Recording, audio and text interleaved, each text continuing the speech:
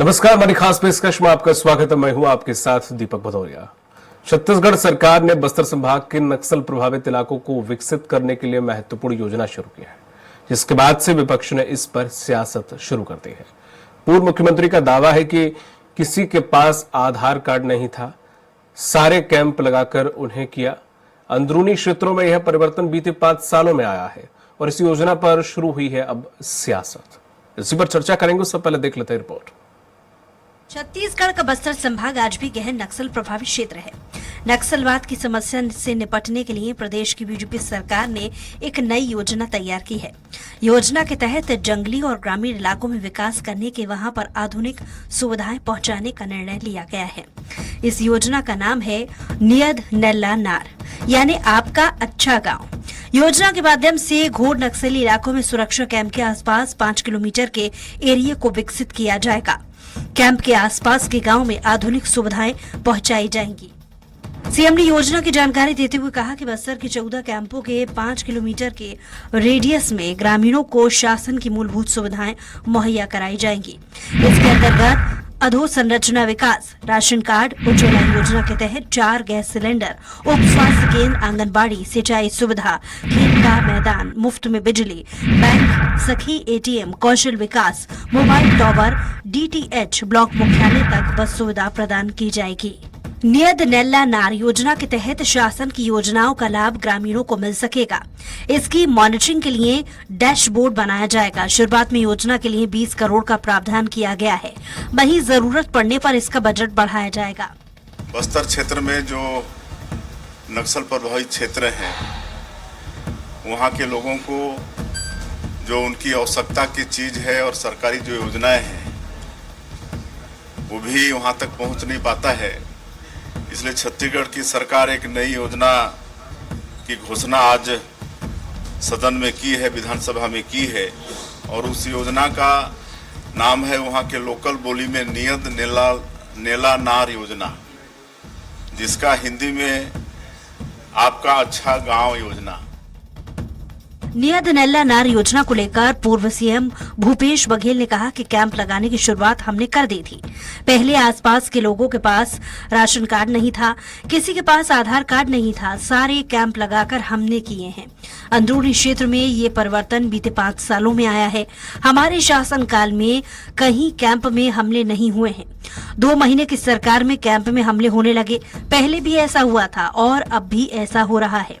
नक्सलियों से टेलीफोन पर बातचीत करने की बात करें उचित नहीं है। 2 महीने हो गए हैं, क्या प्रगति हुई, इसके बारे में सरकार मौन है। पिछले 15 साल में भारतीय जनता पार्टी जब सरकार रही तो कोई नक्सल नीति नहीं थी। उनकी नीति तो ये है कि गोली का जवाब गोली से दो, और तमाम जितने भी आदिवासी है उसको जेल में ठूसने का काम किया गया, फर्जी एनकाउंटर किया गया, और उसमें पूरे बस्तर में जबरदस्त दहशत का माहौल था। इस योजना के माध्यम से नक्सली इलाकों में विकास करके नक्सलियों को मुख्य धारा में लाने का प्रयास किया गया है। प्रदेश के डिप्टी सीएम और गृह मंत्री विजय शर्मा भी इस बात का संकेत दे रहे हैं। साथ ही नक्सलियों से हर स्तर और वार्ता का प्रस्ताव भी दे रहे हैं। आदमी बीमार होता है तो वो जो पीड़ा झेलता है, साथ ही साथ शिक्षा गांव तक पहुंचे। हर गांव में ये चाहते हैं कि रात में लाइट जलनी चाहिए गांव में। वो सारी सुविधाएं जो शहर में हैं वो अन्य स्थानों पर है, वो सुदूर वनांचल के गांवों तक, बस्तर के गांव तक पहुंचनी चाहिए। ये बस्तर के लोग चाहते हैं। मैं व्यक्तिगत मिलकर आया हूं उनसे और तब आपसे कह रहा हूं इस बात। बहरहाल सरकार का मानना है कि इस योजना से नक्सल प्रभावित क्षेत्रों में विकास का मार्ग प्रशस्त हो सकेगा। अब देखने वाली बात होगी कि इस योजना का धरातल में आने से सालों साल नक्सलियों का दंश झेलने वाले ग्रामीणों के जीवन में कितना परिवर्तन आता है। स्वराज एक्सप्रेस के लिए दिलीप साहू की रिपोर्ट। और इसी मुद्दे पर चर्चा करने के लिए खास पैनलिस्ट हमारे साथ जुड़े हुए हैं। कांग्रेस प्रवक्ता हैं धनंजय सिंह ठाकुर, बीजेपी प्रवक्ता हैं श्रीचंद सुंदरानी और वरिष्ठ पत्रकार हैं कौशल स्वर्णवीर जी। आपका तीनों लोगों का बहुत बहुत स्वागत है। सबसे पहले सुंदरानी जी, जिस तरह से जो योजना नियद नेल्ला नार जो शुरू की गई है या फिर शुरू की जाएगी, तो इसके पीछे की मकसद और मंशा क्या है, किस तरह से यह विकास संभव हो सकता है? सिर्फ एक योजना से बस्तर का विकास कितना संभव है?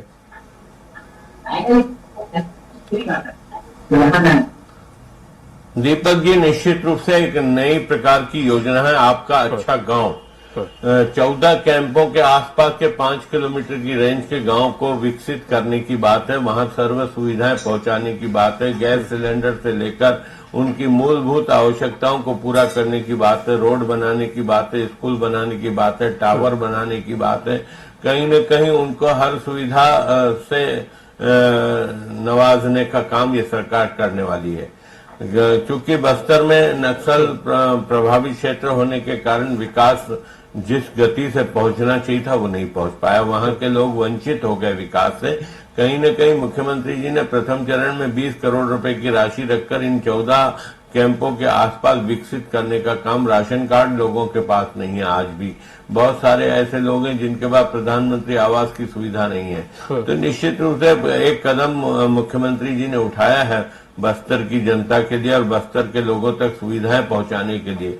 तो दीपक जी, निश्चित रूप से यह कारगर सिद्ध होगा और बस्तर के आदिवासी जो दूर अंचल में रहते हैं कहीं न कहीं उनको लिए लाभदायक योजना सिद्ध होगी और इसकी राशि आगे बढ़ाई भी जाएगी। अच्छा। इसकी सफलता मिले इसका प्रयास पूरी सरकार करेगी। हमारे ऊर्जावान मुख्यमंत्री जी, उप मुख्यमंत्री जी लगातार बस्तर का दौरा कर रहे हैं। नक्सलियों का प्रभाव समाप्त हो और नक्सली मुक्त हो छत्तीसगढ़, इस दिशा में कदम उठाने के लगातार प्रयास हो रहे हैं और इसमें सफलता मिल रही है। ठीक है धनंजय जी, जिस तरह से जो ये योजना शुरू की गई है या इस योजना का जिक्र किया जा रहा है, विधानसभा में भी इसका जिक्र हुआ, कांग्रेस इससे कितना इत्तेफाक रखती है? आखिर कांग्रेस को इस योजना से प्रॉब्लम है, इसके बजट से प्रॉब्लम है या इस योजना के क्रियान्वयन से कहां पर ऐसी दिक्कत आ रही जिससे विपक्ष इस पे कह रहा है कि ये ठीक नहीं है हिसाब किताब?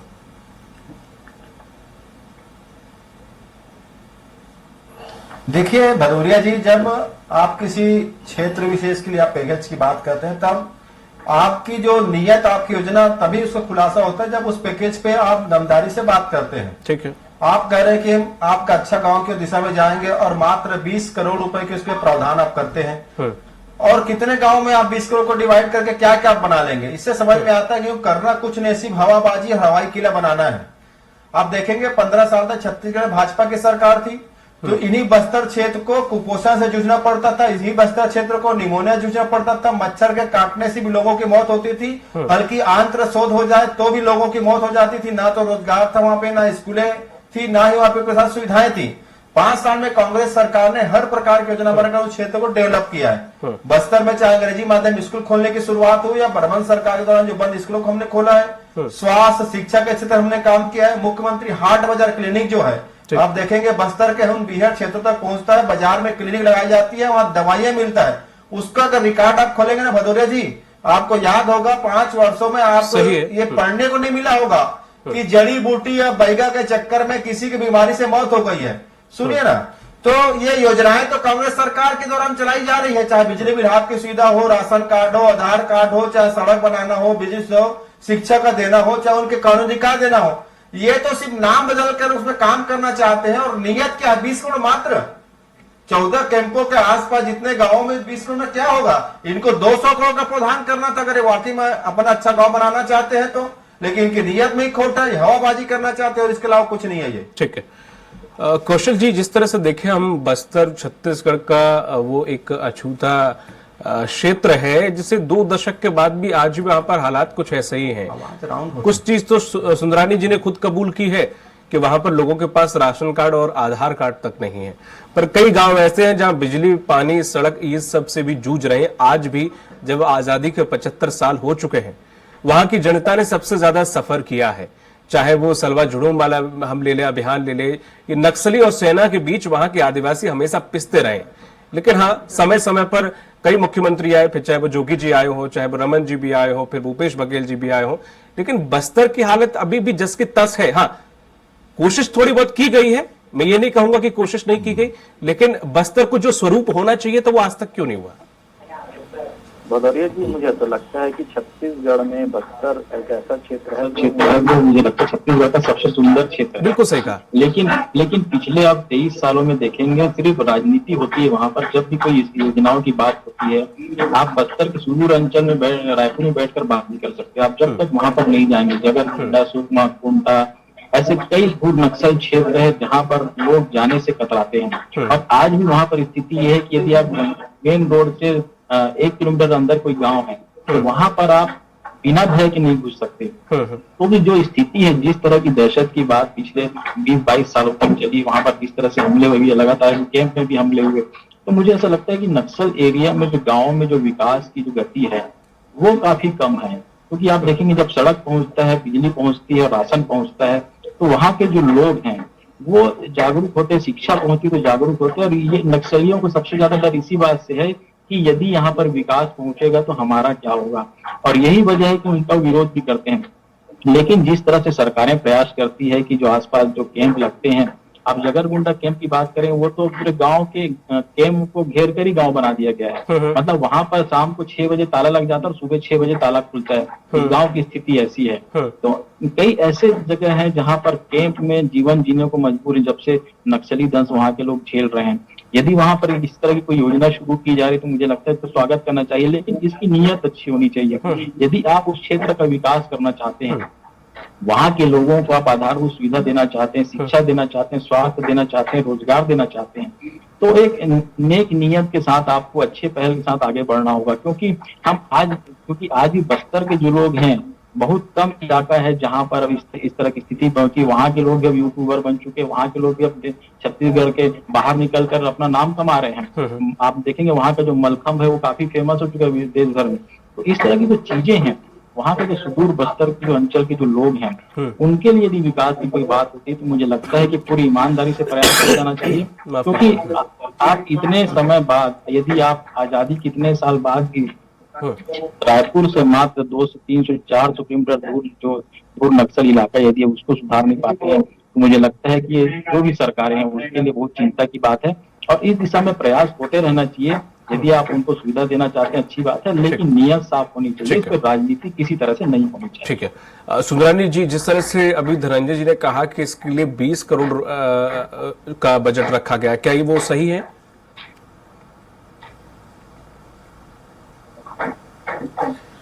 देखिए दीपक जी, ये कोई हमारा घोषणा पत्र का वादा नहीं था। नहीं, मैं तो बस पूछ रहा हूँ। नहीं, योजनाओं पर प्रश्न चिन्ह सिर्फ इस बात पे लगाया जा रहा है कि हमने पैसे नहीं, मतलब अब जो घोषणा पत्र है कि सरकार उसी के लिए चलती है क्या सर? ऐसा तो नहीं है ना। आप प्रदेश के मुखिया है तो पूरा प्रदेश आपका है। अब आप जो लिखी हुई है वो उसके अलावा भी करेंगे कि जो लिखी हुई है वही करेंगे? देखिए नहीं दीपक जी, मैं उसी बात पे आ रहा हूँ कि हमारी योजनाओं पे जो संदेह व्यक्त किया जा रहा है, निश्चित रूप से कांग्रेस विरोध में है और उनको संदेह व्यक्त करने के अलावा कुछ है नहीं। देखो सुंदरानी जी, व्यक्त करें। सुंदरानी जी, हमने तो इस योजना को लाया है गांव का विकास करने के लिए और विशेषकर उन 14 कैंपों के आसपास। निश्चित रूप से इससे विकास। सुंदरानी जी सुन तो लीजिए, जहाँ तक बात है प्रारंभिक सुन तो लीजिए, देखो रखा गया इस राशि को। धनंजय जी भी चाहते हैं कि बस्तर का विकास हो और आप भी चाहते हैं बस्तर का विकास हो।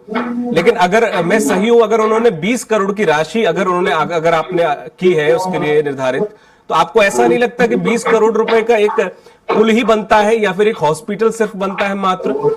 आप लोग योजनाएं करते रहते, लोकार्पण शिलान्यास करते, मैंने तो ये राशि वहीं से देखी है कि 20 करोड़ रुपए का एक पुल बन रहा है, एक अस्पताल बन रहा है। इतनी राशि तो शायद उसके लिए ही फिक्स हो जाती है।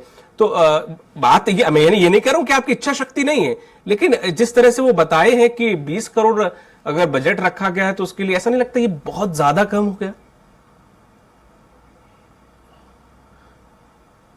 दीपक जी, पैसे की कमी इस सरकार के पास नहीं है, डबल इंजन की सरकार है। नहीं, होनी भी नहीं चाहिए सर। से योजना की शुरुआत होगी, इसमें जितना पैसा लगेगा, माननीय मुख्यमंत्री जी की प्रेस्टिजियस योजना है और आदिवासियों तक लाभ पहुंचाने वाली योजना है, गांव का विकास करने वाली योजना है। अच्छा। गांव के लोगों तक सुविधाएं पहुंचे, इसलिए ये योजना प्रारंभ की गई। गांव को सुंदर बनाने का सपना है, तो कहीं न कहीं पैसे की कमी की बात अगर धनंजय जी उठा रहे तो इसकी चिंता इनको नहीं करनी है, हमें करनी है। आप तो आलोचना करते रहिए, हम नहीं ऐसे कैसे कह दिया आप करोड़ भी देते, आप मुखिया है तो सिर्फ आपको ही कर रही है सर, उनको भी कर रही है, ऐसा नहीं है सर।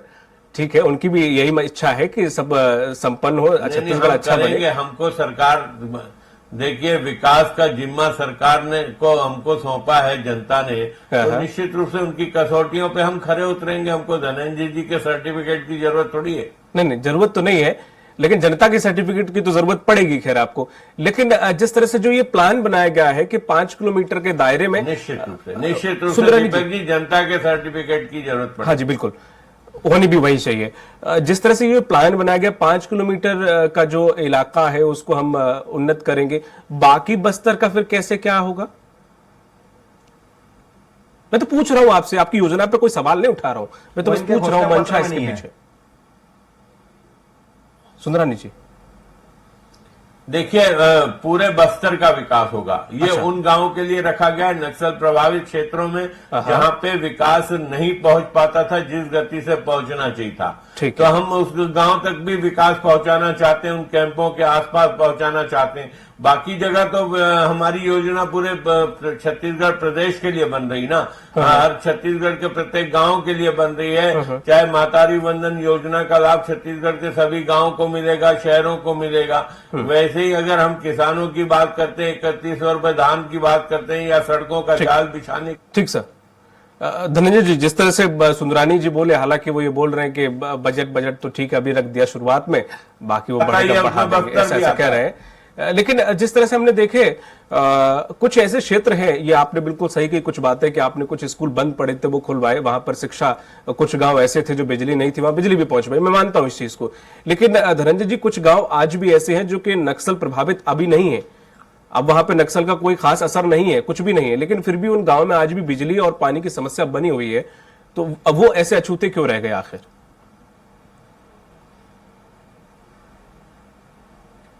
देखिए भदौरिया जी, हमारी जब सरकार थी 5 साल तक हर उस गांव तक बिजली और पानी पहुंचाने का काम किया जो 15 साल में नहीं पहुंच पाया था। और मुझे ऐसा लगता है कि बस्तर का कोई ऐसा गांव भूपेश सरकार की योजनाओं से अछूता नहीं रहा है। चाहे हम गोधन योजना की बात कर लें, गोधन योजना क्या था? गोधन योजना इसमें गोबर की खरीदी होती थी। योजना गांव के लोगों के लिए थी ना, कि वहाँ पशुधन है, पशुधन का संरक्षण हो, वहां से गोबर की खरीदी हो, उससे उसका आर्थिक कुछ इनकम उससे हो जाए। अगर हम नरवा गरवा घुरवा बारी योजना की हम बात करते थे, योजना गांव के लिए है ना। अगर गांव में कोई एक परिवार है, उसे छोटा सा हिस्सा बाड़ी के लिए दे दिया है, जिसमें पौष्टिक उसके लिए वहाँ सब्जी पैदा हो जाए, उससे उसे राहत मिलती, योजना उसी के लिए थी ना। हम बारी की बात करते हैं, घुरवा बात करते हैं, तो वर्मी कंपोस्ट खाद की हम बात करते हैं, जैविक खाद जिसको बोला जाता है। इससे गांव में रहने वाले जो किसान हैं, जो खेती किसानी करते हैं, उससे राहत मिलता था।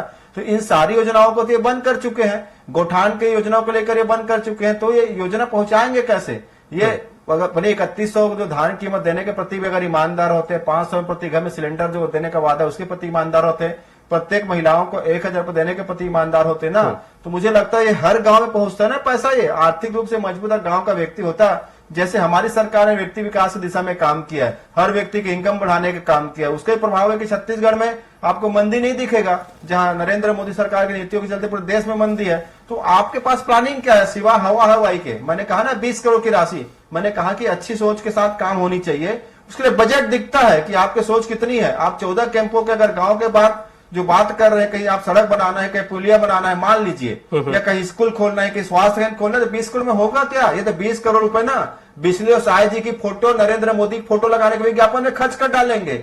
इसमें योजना में क्या देंगे आप जनता को? तो ये सिर्फ हवा हवाई बातें हैं। और जैसे सुंदरानी जी ने कहा कि हमारे घोषणा पत्र में नहीं था, तो प्रदेश की जनता की बात को समझना चाहिए कि भाजपा ने जो घोषणा किया है सिर्फ उसी दिशा में काम करेंगे, बाकी चीजों से इनको कोई लेना देना नहीं है। और हम प्रमाण पत्र नहीं बांटते सुंदरानी जी, सुनिए सुंदरानी जी, हम प्रमाण पत्र मैंने ये कहा कि जो योजनाएं हमारे घोषणा पत्र में नहीं है हम उनको भी लागू कर रहे हैं। तो आपको हमारी योजनाओं पे संदेह करने का हक नहीं है, लेकिन आप विपक्ष में हो, आप विपक्ष में हमारी हर योजना को आपको खराब के चेहरा चमकाने के विज्ञापन आप खर्च कर दोगे, जनता को क्या मिलेगा? जनता क्या चमकेगा? चमकता है जब जनता का आप जो ना स्नो पाउडर शैम्पू लगाने में नरेंद्र मोदी जी का ठीक है, मैं कौशल जी के पास जाऊंगा। ठीक है, धनंजय जी, ठीक, मैं कौशल जी के पास जाऊंगा।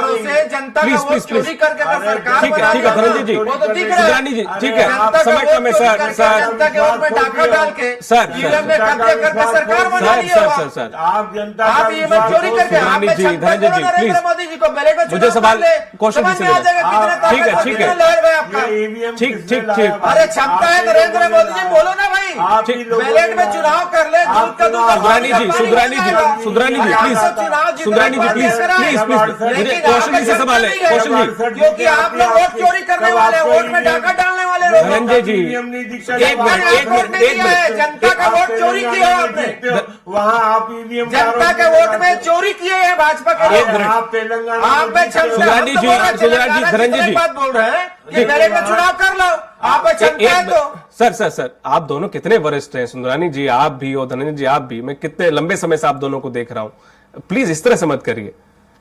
कौशल जी, सवाल आपसे है कि जिस तरह से बात हो रही थी कि आखिर कई बार मुख्यमंत्री बदले गए, उसके बाद बस्तर का विकास अभी भी नहीं हो पाया जो होना चाहिए था, जो प्रारूप होना चाहिए था। दरभा करके क्षेत्र है जहां पर भी कई गांव में आज भी बिजली नहीं पहुंची, शायद अब पहुंच गई तो पता नहीं, लेकिन जिस तरह से जो इच्छा शक्ति है जो बीजेपी ने, ठीक हो सकता है कि बजट कम हो या हो सकता है जरूरत पड़ने पर आगे बढ़ा दिया जाए, जैसे कि हमने कांग्रेस की सरकार में, कांग्रेस ने चाहे वो गौमूत्र वाली योजना शुरू की हो, चाहे अन्य योजनाएं शुरू की हो, केंद्र सरकार ने भी पीठ थपथपाई है उनकी कि हाँ आपने बहुत अच्छी योजनाएं शुरू की हैं, कई बार सर्टिफिकेट भी दिया गया है इस चीज को लेकर। तो क्या ऐसा नहीं लगता कि अब कांग्रेस विपक्ष में है तो उसे भी बीजेपी का साथ देना चाहिए? हाँ बजट कम है, बजट बढ़वाने तक सीमित है चीजें, लेकिन कहीं ना कहीं योजनाओं का थोड़ा सा लाभ देना चाहिए कि हाँ ठीक है, अगर वो दे रहे हैं ठीक है, थोड़ा सा वेट कर लेते हैं, इन योजनाओं का धरातल पर क्या असर पड़ता है बस्तर में? एरिया में कहीं पर कैंप खुलता है तो सबसे ज्यादा वहां आसपास जो पीड़ित और परेशान होता है वो गांव का व्यक्ति होता है।